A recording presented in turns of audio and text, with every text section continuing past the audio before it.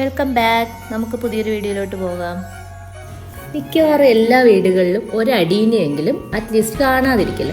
അപ്പോൾ പക്ഷെ അങ്ങനെ അടീനിയം കണ്ടുവരുമ്പോൾ അതിനകത്ത് നമ്മൾ സാധാരണ ഇലകളുള്ള അടീനിയാണ് കണ്ടുവരുന്നത്. പക്ഷേ ഇത് നമ്മൾ ഇന്നത്തെ വീഡിയോയിൽ നമ്മളൊരു സ്പെഷ്യൽ ടൈപ്പ് അടീനിയാണ് കാണാൻ പോകുന്നത്, വെറിഗേറ്റഡ് ആയിട്ടുള്ള അടീനിയം. ഇതിൻ്റെ ഇലയ്ക്കാണ് ഇതിൻ്റെ പ്രത്യേകതയുള്ളത്. ഗ്രീനും ഒരു ക്രീമി വൈറ്റും ആയിട്ട് ചേർന്ന ഒരു പാറ്റേണിലാണ് ഇതിൻ്റെ ഇല വരുന്നത്. ഈ ലീവ്സൊക്കെ നല്ല തിക്കായിരിക്കും, അതുപോലെ തന്നെ സ്മൂത്ത് ആയിരിക്കും. പൂക്കൾ ഉണ്ടായിക്കഴിഞ്ഞാൽ കുറേ ദിവസങ്ങളോളം ഈ പൂക്കൾ ചെടിയിൽ തന്നെ ഉണ്ടായിരിക്കും. യാതൊരു കേടുപാടും കൂടാതെ നല്ല ഫ്രഷ് ആയിട്ട് തന്നെ കുറേ ദിവസങ്ങൾ നമുക്ക് ഈ ഫ്ലവേഴ്സ് ഉണ്ടാകും. അതുപോലെ തന്നെ നമുക്ക് കുറേ ഇതിന് ഒരുപാട് കെയറിൻ്റെ ഒന്നും ആവശ്യമില്ല. വെറിഗേറ്റഡ് ആയിട്ടുള്ള അടീനിയം വളർത്തുമ്പോൾ നമ്മൾ പിന്നെ ശ്രദ്ധിക്കേണ്ട ഒരു കാര്യം എന്താണെന്ന് വെച്ചാൽ സൺലൈറ്റിൻ്റെ കാര്യമാണ്. നമ്മൾ മറ്റുള്ള അടീനിയം ആണെങ്കിൽ നമുക്ക് ഡയറക്റ്റായിട്ട് സൺലൈറ്റ് ഏൽക്കുന്ന ഭാഗത്ത് വെച്ചാലും പ്രത്യേകിച്ച് ചെടിക്ക് വലിയ പ്രശ്നങ്ങളൊന്നും ഉണ്ടാകത്തില്ല. പക്ഷെ വെറിഗേറ്റഡ് ആകുമ്പം അതിൻ്റെ ഇല കുറച്ചും കൂടി സെൻസിറ്റീവാണ്. അതുപോലെ തന്നെ പുതിയ ഇലകൾ വരുമ്പോഴും അത് ടോളറേറ്റ് ചെയ്യത്തില്ല, ഡയറക്റ്റ് സൺലൈറ്റ് ഒത്തിരി ടോളറേറ്റ് ചെയ്യത്തില്ല. അതുകൊണ്ട് തന്നെ നമുക്ക് പാർഷ്യലായിട്ട് സൺലൈറ്റ് കിട്ടുന്നിടത്ത് വേണം ഇത് വെക്കാനായിട്ട്. അടീനിയത്തിൻ്റെ 1-2 വീഡിയോസ് നമ്മൾ മുൻപ് ചെയ്തിട്ടുണ്ട്. ഇപ്പം നമ്മൾ ഇതിനകത്തും കൂടെ റിപ്പീറ്റ് ചെയ്യണമെങ്കിൽ അതൊരു റിപ്പീറ്റഡ് വീഡിയോ ആയിട്ട് മാറും. അതുകൊണ്ട് തന്നെ ഇതിനകത്ത് പ്രത്യേകം ശ്രദ്ധിക്കേണ്ട കാര്യങ്ങൾ, അതായത് ഈ വെറിഗേറ്റഡ് വെക്കുമ്പോൾ പ്രത്യേകം ശ്രദ്ധിക്കേണ്ട ചില കാര്യങ്ങൾ മാത്രമേ നമ്മൾ പറഞ്ഞു പോകുന്നുള്ളൂ ഇന്നത്തെ വീഡിയോയിൽ. ഈ കാണുന്നതെല്ലാം ഡബിൾ പെറ്റൽസ് ആയിട്ടുള്ള ഫ്ലവറിങ്സ് ആണ്. സിംഗിൾ പെറ്റൽസിനെക്കാളും കൂടുതൽ കാണാൻ ഭംഗി ഡബിൾ പെറ്റൽ ആയിട്ടുള്ളതാണ്. പക്ഷേ വെറിഗേറ്റഡ് ആയിട്ടുള്ള അഡീനിയം പ്ലാന്റ്സിൻ്റെ കൂടുതലും കണ്ടിരിക്കുന്നത് സിംഗിൾ പെറ്റൽസ് ഉള്ള ഫ്ലവേഴ്സ് ആണ്. ഈ സിംഗിൾ പെറ്റൽസ് ആണെങ്കിൽ കൂടിയും അതിനകത്ത് നല്ല ഡിഫറൻ്റ് ആയിട്ടുള്ള കളർ കോമ്പിനേഷൻസ് ആണ് വരുന്നത്. അതുപോലെ തന്നെ കുറേ ഡിസൈൻസും ഫ്ലവേഴ്സിൻ്റെ ഇൻസൈഡിലായിട്ട് നമുക്ക് കാണാനായിട്ട് പറ്റും.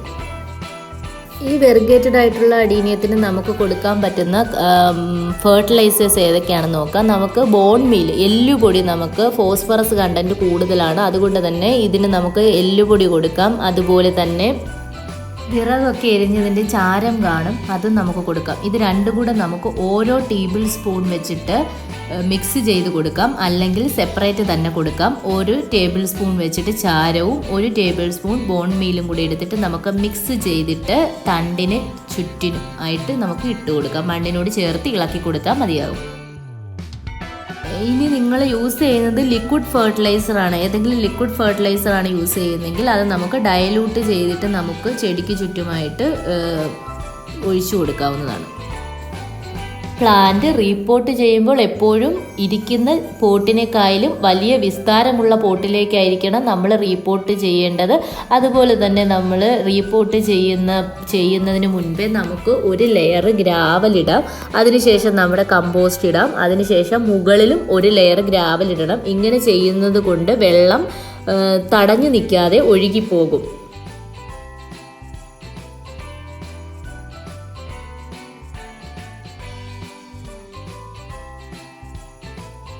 കൃത്യമായിട്ട് പ്രൂൺ ചെയ്ത് വിടുക. പ്രൂണിങ്ങിലൂടെ നമുക്ക് പുതിയ ബ്രാഞ്ചസ് ഉണ്ടായിട്ട് ചെടി നല്ല ബുഷിയായിട്ടും നല്ല ഭംഗിയായിട്ടും ഒക്കെ വരും. അതുപോലെ തന്നെ ഫ്ലവറിങ്സും കൂടുതലുണ്ടാകും. അതുപോലെ പിന്നൊരു കാര്യം, നമ്മൾ ഈ പ്രൂൺ ചെയ്യുന്ന പാർട്ടില്ലേ, പ്രൂൺ ചെയ്ത് കട്ട് ചെയ്യുന്ന പാർട്ട്, നമ്മൾ ആ പാർട്ടൊന്ന് റൂട്ടിംഗ് ഹോർമോണിലോ മറ്റൊന്ന് മുക്കിയിട്ട് നമ്മൾ വേറൊരു പോട്ടിനകത്തോട്ട് നമ്മൾ പിടിപ്പിക്കുകയാണെങ്കിൽ അത് വേഗം തന്നെ ഇലകളും ഒക്കെ വന്നിട്ട് പുതിയൊരു തൈയായിട്ട് അത് നമുക്ക് മാറ്റിയെടുക്കാവുന്നതാണ്. കട്ടിങ്സിൽ നിന്നും കിളിക്കുന്ന ഒരു ടൈപ്പ് പ്ലാന്റാണ് ഇപ്പോൾ ഈ കണ്ടുകൊണ്ടിരിക്കുന്നത്. അതുകൊണ്ട് തന്നെ നമുക്ക് പ്രൂൺ ചെയ്യുന്ന സമയത്ത് നമുക്കിതിൻ്റെ കട്ടിങ്സ് വെച്ച് പുതിയ പ്ലാന്റുകൾ നമുക്ക് ഈസി ആയിട്ട് ഉണ്ടാക്കിയെടുക്കാം.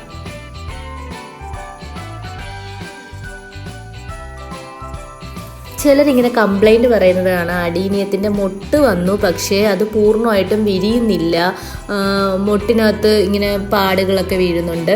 ഈ മൊട്ടിനകത്ത് പാടുകളൊക്കെ ചെറിയ കുത്തുകളും ഒക്കെ കാണുന്നുണ്ടെങ്കിൽ ചിലപ്പോൾ അത് ഇൻസെക്ട്സിൻ്റെ വല്ല അറ്റാക്ക് കൊണ്ടുണ്ടാകുന്നതായിരിക്കും. അപ്പോൾ നമ്മൾ ആ ഭാഗം ഒന്ന് കട്ട് ചെയ്ത് വിടുക. എന്തെങ്കിലും ഫംഗൽ ഇൻഫെക്ഷനോ മറ്റോ ആണെങ്കിൽ അത് കൂടുതൽ ബ്രാഞ്ചിലോട്ട് പോകാതെ കൂടുതൽ ലീഫിലോട്ട് ഒന്നും പോകാതെ അത് കട്ട് ചെയ്യുന്നതിലൂടെ നമുക്കത് പ്രിവെൻറ്റ് ചെയ്യാൻ പറ്റും. ആ കട്ട് ചെയ്യുന്നതിനോടൊപ്പം തന്നെ ഏതെങ്കിലും ഫംജിസൈഡോ ഏതെങ്കിലും കീടനാശിനി നമുക്ക് അവൈലബിൾ ആയിട്ടുള്ളത് നമുക്കൊന്ന് ചെടിയിൽ ചെടിയിൽ മൊത്തത്തിലായിട്ടൊന്ന് തളിച്ചു കൊടുക്കാം. ഓവറായിട്ട് വാട്ടറിങ് ചെയ്യുന്നതിൻ്റെ ഭാഗമായിട്ടും ഇങ്ങനെ സംഭവിക്കാറുണ്ട്. അന്നേരം അത് നമ്മൾ മനസ്സിലാക്കിയിട്ട് നമ്മൾ വാട്ടർ ഉണ്ടോ ഇല്ലയോ, ചെടി ഡ്രൈ ആണോ എന്ന് നോക്കിയതിന് ശേഷം മാത്രം വെള്ളം ഒഴിക്കുക. ഇതുപോലെ തന്നെ ഓരോ ചെടികളുടെ വിശേഷങ്ങളുമായിട്ട് നമുക്ക് വീണ്ടും കാണാം. വീഡിയോ ഉപകാരപ്പെട്ടെങ്കിൽ ഒന്ന് സബ്സ്ക്രൈബ് ചെയ്ത് ലൈക്ക് ചെയ്യണേ. പുതിയൊരു വീഡിയോ ആയിട്ട് ഉടനെ കാണാം. താങ്ക്